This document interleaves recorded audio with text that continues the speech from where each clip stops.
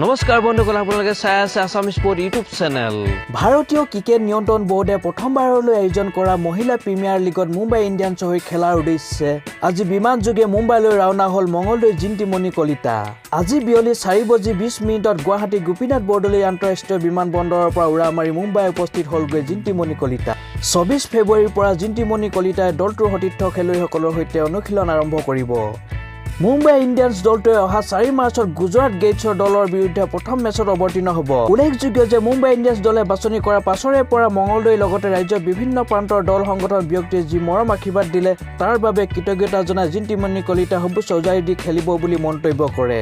অনাগত দিনত ভাৰতীয় মহিলা মূল দলৰ হৈ খেলাৰ সপোন পুহি ৰখা জিন্তি মনি কলিতাই অসমৰ ৰাইজৰ আশীৰ্বাদ বিচাৰিছে। উল্লেখযোগ্য যে মহিলাৰ IPLৰ বাবে মুম্বাই ইণ্ডিয়ানছে 10 লাখ টকাত ক্ৰয় কৰিছে জিন্তি মনি কলিতা। বন্ধুসকল, ভিডিঅ' চাই কেনে পালে? যদি ভাল পালে লাইক শ্বেয়াৰ কৰিব। অনাগত দিনসমূহত খেল জগতৰ বিভিন্ন বাতৰি মই লৈ আহিবলৈ চেষ্টা কৰিম। তেতিয়ালৈ ধন্যবাদ। জয় অসম।